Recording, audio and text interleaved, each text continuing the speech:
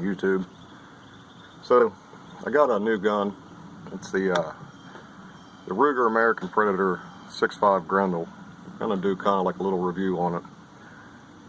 I used to have the 6.5 Creedmoor in the American Predator, and it was a good gun. I ended up selling it to one of my buddies. But this caliber always interested me, just because it's just like a little short Creedmoor.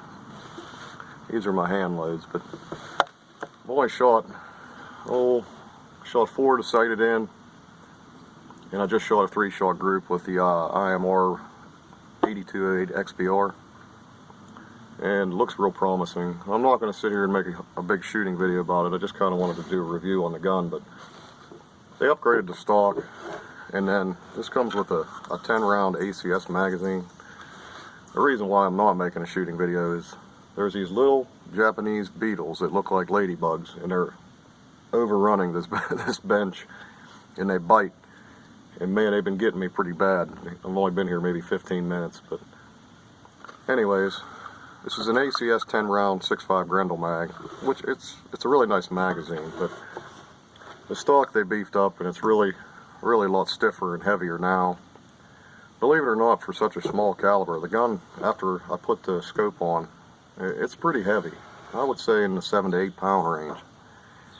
Now, it comes with it's got to be a 20 MOA rail on it, and I bought this Cabela's Covenant series.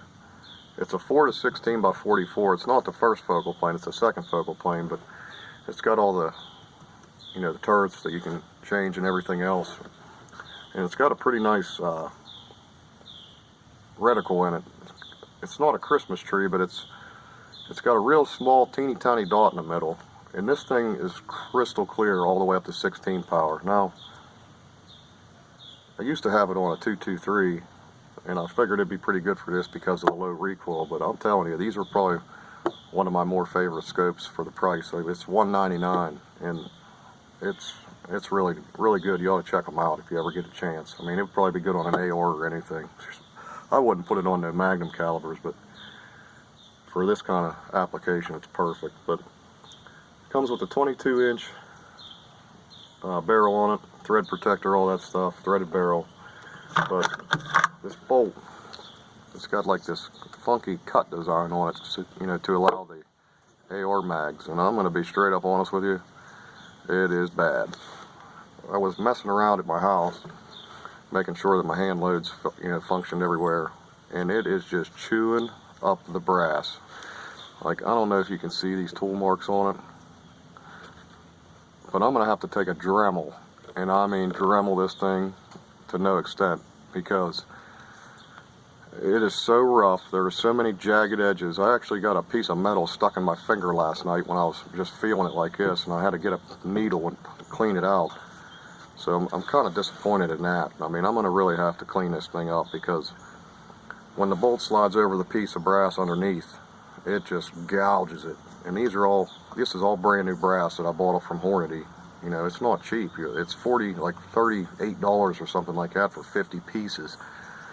So, every time this bolt slides over it, you're looking at basically gouging out $1. But I'm going to shoot at just one group just to kind of give you an idea. But I mean, all in all, the rifle's nice. I mean, the gun's built like a tank compared to the older ones with the new stock and everything. It's perfect. I bought it for my kids. These ladybugs are driving me nuts. But I bought it for my kids because it doesn't have no recoil, and most of the shots we take are 100 yards, maybe 200 yards. So it's perfect for that. But I mean, the fit and finish and everything on this thing, it's nice. It's just that bolt. So that's just something to be aware of. I mean, if you're going to buy that thing. I was really disappointed. I mean, I looked the gun over, but when I bought it, but I didn't really pull the bolt and check the bolt. You figure it would be kind of nice when you get it. I mean, these are a little bit higher end than the actual Ruger Americans, but I think I paid $450 for it after tax, which, I mean, it's still not bad for what you get. But I mean, how hard is it to just smooth out the edges, and, not just throw it in? So I'm going to single feed them just because, I don't want it to. I'll show you how one works here. But I mean, all in all, not bad. You know, it goes in, but the problem is the brass underneath. When that bolt runs over top, it just puts this huge gouge right down through it. So we'll shoot a 3-shot group. These are my hand loads. The first ones I shot was with 27 grains of the IMR 8208. These are with 27.5. I got good accuracy with the 27, so let's see what we get here.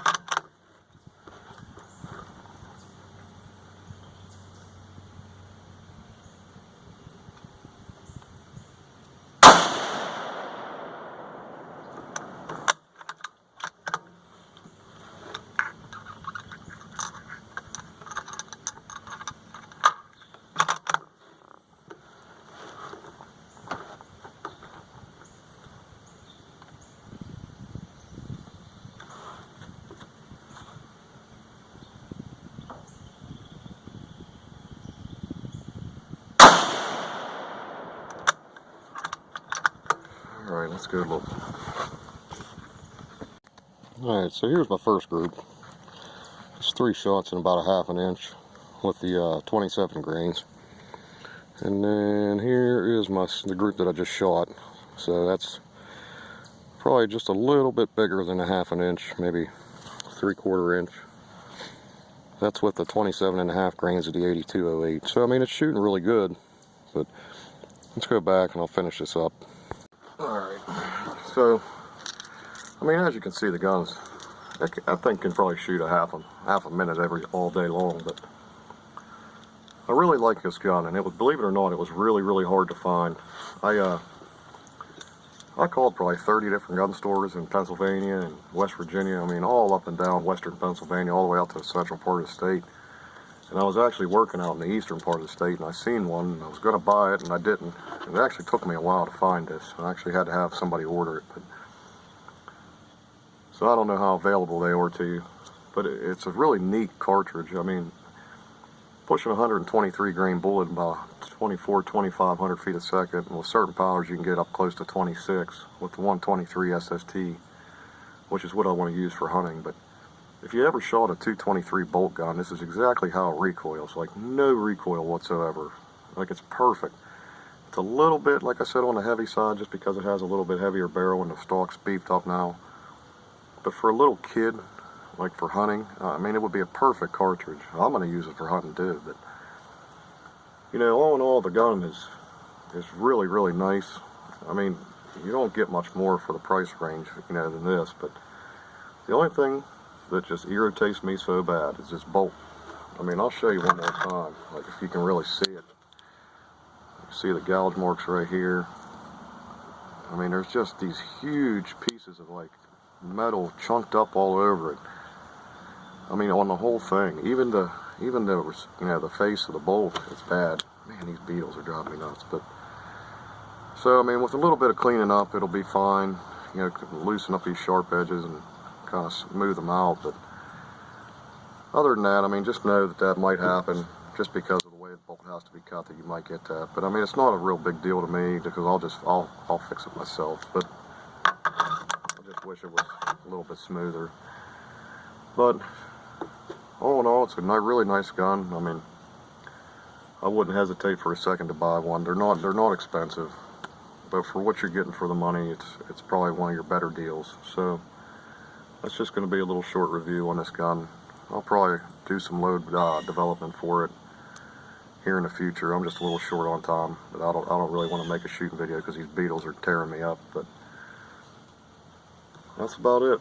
Hopefully that gives you guys a little bit of info. There's really nothing on YouTube or anywhere really for information on this gun, so we'll do some load development for it, see what we can figure out, and we'll go from there. But thanks for watching. Like and subscribe, and I'll see you guys on the next one.